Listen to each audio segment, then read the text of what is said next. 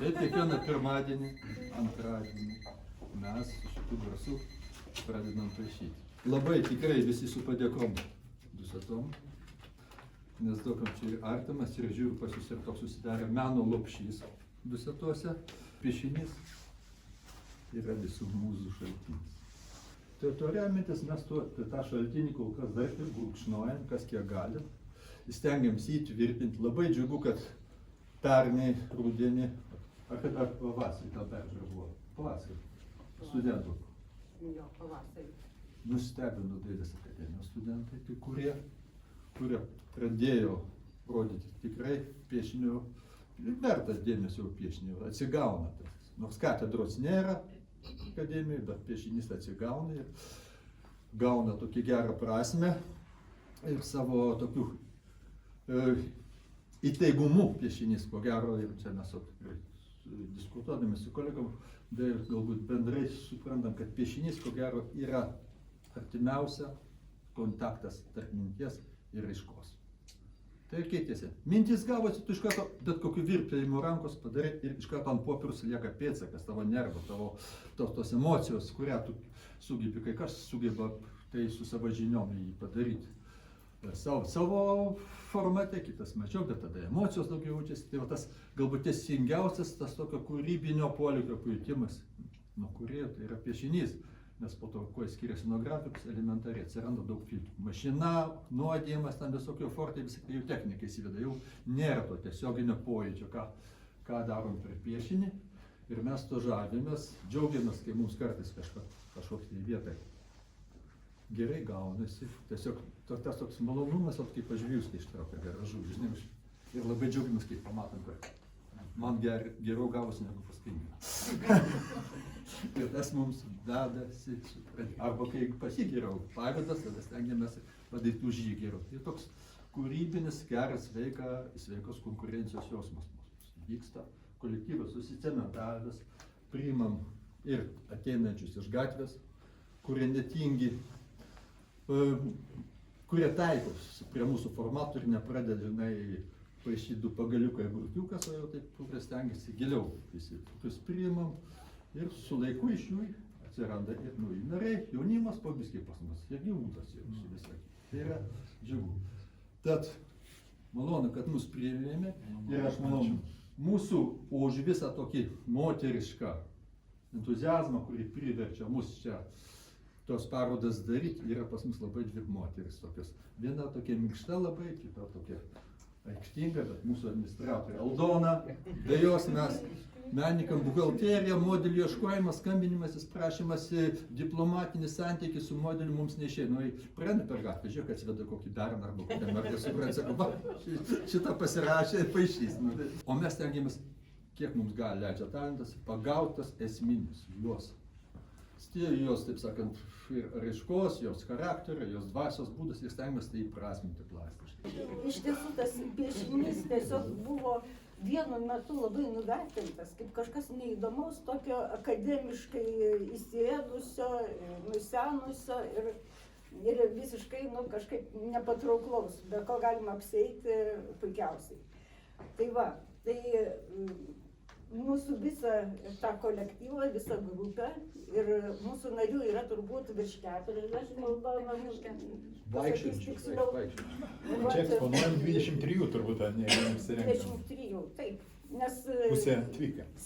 Jo, visai ten būna, kad žmonėm taip susiklosto, kad jie kurį laiką ten nutraukia paišymus, po to grįžta, gyvenimas įvairus. Ir ypač per tuos 20 su viršum metų, tai visko galėjo atsitikti. Tai vat, ir visą mūsų grupę jungia vienas bendras veiksmas, kad mes ateiname piešti. Mums tai patinka, mes matome prasmę tame ir kaip tik tai yra pagrindinis dalykas, dėl ko mes pasidarėm tokie, jau kolektyvas draugai, nes nors ir pasivadinom, kad draugija, iš tikrųjų buvom kiekvienas savo, net nepažįstami, net nedraugavom. Ir tik tai per bendras parodas, per tuos išvažiavimus, kažkokius ten pastaruoju metu labai populiarūs gavosi tie atrakcionai, kai mes viešai piešiam ten, nu, tokio sąlyginio apsinuoginimo, ten tuos modelius.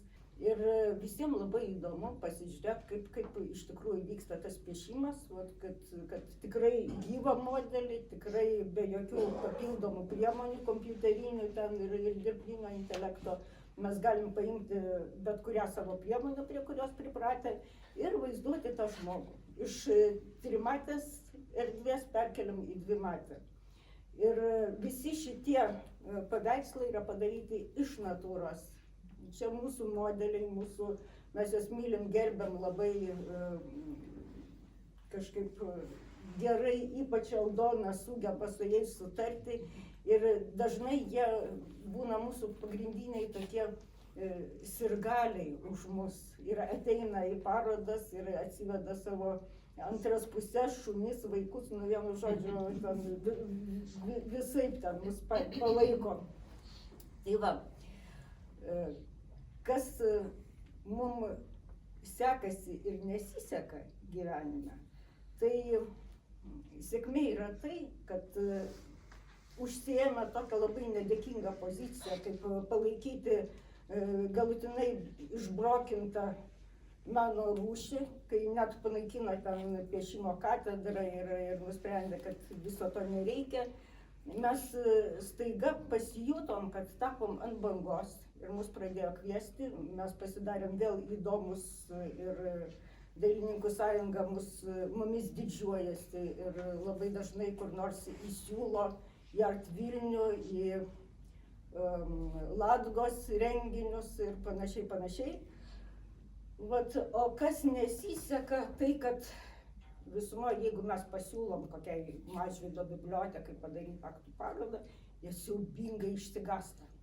Nes tai yra iki šiol tema, kur žmonės, vardant to, kad nebūtų skirtingų traktuočių ten ir kad neateitų, nepareikštų, kad čia kažkas, kaip čia mes galim su vaikais ateiti ar dar kažką, tai nusprendžia atsisakyti tokių parodų ir mūsų neįsileisti. Nu, mes nesisiūlom vaikų darželį, pavyzdžiui, bet dėl vaikų ir jaunimo, tai man atrodo, kad jie kaip tik turėtų eiti į tokias parodas, todėl kad kitaip mes juos paliekam tik tai su kompiuterinė pornografija ir jie net nesupranta, kad tai iš tikrųjų yra labai tradicinė europinės kultūros dalis, kad akto paišymas tai yra, nu, tai, kas suteikia visiems dievam gyvybės ir tikroviškumo.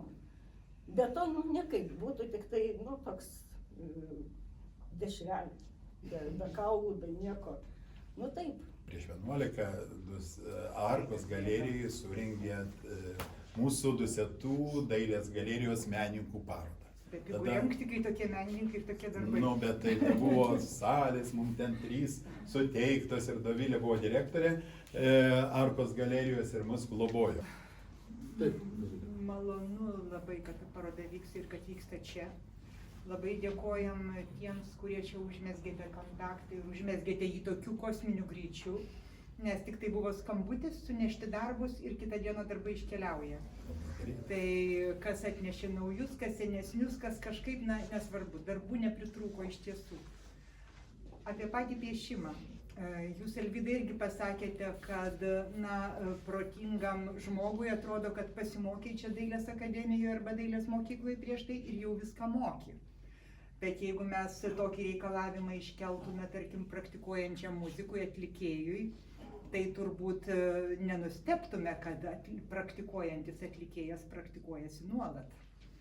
Todėl, kad tą, kad tu išmokai kažkada, tau atrodo, kad tu moki, tavo akis mano, kad tu gali vertinti kitų menininkų darbus, nes tavo akis profesionaliai atšlifuota, bet kai tenka pačiam paimti ranką pieštuką ar bet kurią kitą priemonę ir ypač po pertraukos didesnės atsisėsti prieš modelį, tu supranti, kad tavo transportas buksuoja, kad tu jautiesi itin savimi nepasitikintis ir tas rezultatas ne iš karto džiugina. Ir kaip labai teisingai Vidas pasakė, mes iš tiesų ne vienas neslepiam to, ką piešiam. Ir jeigu jau labiau pasiseka, tai taip jau pastatai labiau į šviesą. Jeigu matai, kad tą dieną kažkaip ten ne visai, tai gal taip jau į šviesą nestatai. Bet visada pasižiūrim, ką kolegos dirba ir kaip dirba. Ir šiandien apžvelgus parodą aš pagalvojau, kad kokia didžiulė mūsų piešinių įvairovė. Iš tiesų, nei vienas menininkas nekopijuoja ir net kartoja kito. Ir net tyčia ar netyčia, aš nesakau, kad kopijuoja sąmoningai. Taip kaip Dievo paukštelių yra įvairovė, taip pas mūsų grupės narių iš tiesų kiekvienas turi savo braižą. Ir šie atrinkti darbai, aišku, jie yra atrinkti, be abejo, tai yra pasisekę darbai. Jie visi atskleidžia tiek modelio individualybę, tiek paties autoriaus individualybę, tiek kiekvieno laisvę. Nes kai kurie modeliai atpažįstami, kai kurie ne. Bet piešimas yra laisvė ir piešimas yra džiaugsmas. Ir mes visi susirenkame tas 4 valandas, kas mėgsta, ką aš, pavyzdžiui, mėgstu 4 valandas susikaupti vieną piešinį. Tik kolegos mėgsta tuos greitus, man tas greitas truputėlį aš stresuoju, nes nepagaunu galbūt taip greitai, kaip norėčiau. Bet tai yra vis kitoks priėjimas, bet tai yra, jautiesi kaip išėjęs po geros mankštos. Tas, kas lankosi džime ir praleidžia kažkurį laiką, turbūt supranta, kad kūnas regresuoja. Tai mes šiuo atveju suprantam, kad nepiešti visada yra lengviau negu piešti. Ir jeigu jau kokią savaitę nenueini, o jeigu neduok Dieve ir 2 savaitės, tai pats prieš save jautiesi baisiausiai kaltas ir supranti, kad reikia to proceso nenutraukti. Ir dar apie mūsų bendrystę. Iš tiesų, nors dauguma nesame nei mokėsi kartu, nei kažkaip kitaip, pažįstami gal vienaip ar kitaip. Bet priklausimas šiai grupiai duoda mums tokį suvokimą, kad mes esame reikalingi tiek savo piešiniais, tiek reikalingi viens kitam. Ir tas ypač parodų rengimas, arba kai susirenkam po kažkokio renginio, va toj pačioj Martikonio galerijoje, ten gyvus piešimus porą kartų darėm, tiek grojančios violončelininkės, tiek po to vieni kitų portretų, po to visada nesinori išsiskirstyti ir pratęsiam tą bendravimą dar kitokią šiek tiek užstalės formą. Ir kiekvienas iš tų išvažiavimų yra ir mūsų grupės istorija. Ir kaip smagu, kad yra kuo toliau, tuo įvairesnė, tuo tokia neįpareigojanti, visada sukelianti siurprizų.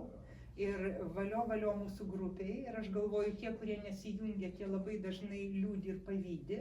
Aš su kuo nepasikalbu iš studijų draugų arba menininkų, kurie anksčiau vėliau baigė, visi taip tyliai sako, ten pas jūs galima ateiti. Sakau, galima ateik, bet man bus gėda, aš nieko nemoku. Sakau, nesigėdyk, nesvarbu, tiesiog ateik, tiesiog pabandyk. Ir visi, kurie ateina ir pabando, užsidega jų akise žiburėlis. Ir jie, kai kas gal iš tiesų taip viešai nemėgsta savo kūrybinio proceso demonstruoti, o kiti atvirkščiai užkuria tą motoriuką ir labai džiaugiasi. Bet šita grupė daro nuostabų poveikį Dailininkų sąjungai ir profesionalių menininkų apskritai bendruomeniai, todėl kad tai yra visiškai laisvanoriška, nori eini, nori neini, kaip ir susirinktų atrodo per daug netilptume, bet dar niekada nebuvo, kad niekas nesutilptų. Vis tiek kažkokiu tai būdu vienas per kitą susikomponuoja kaip tos Lego kaladėlės dėžutėje ir kartais ten vienas per kito alkūnę arba ten atsiprašau, aš už tavo molberto užlysiu, ar tu ten pro mane matysi, jeigu ne, tai kažkaip kitaip išsiskirstom ir tos vietos visada užtenka. Tai tie gyvoja piešimas, tie gyvoja piešimo džiaugsmas, tie gyvoja Dusetų galerijoje, tie gyvoja Alvydas nuostabusis, kuris čia tiek metų rengia parodas, tie gyvoja menininkai visi, kurie čia šiandien apsilankė ir labai sveika Alvydai, nors tiesa, tu ir pats menininkas, pabūti abiejose, taip sakant, barikadų pusėse, nebūti vien tik tai to vairuotojų, bet pabūti ir keleivių. Man irgi teko viską pabūti, ir organizatoriai, ir kai dirbau Arkoje, beje, pas mus vyko piešimas, aš niekada nepiešiau, aš laiko neturėjau. Aš sėdėjau lindus į kompiuterį ir ten visą laiką Dieve projektai, knygai, viskas, o Jėzau. O dabar aš turiu laiko ir tai teikia didžiulį džiaugsmą. Taip, kad ačiū visiems atvažiavusiems. Ačiū labai. Dovilė, ačiū menininkams ir tikrai mums šį kartą yra džiaugsmas. Dar kokia. Modelis reikia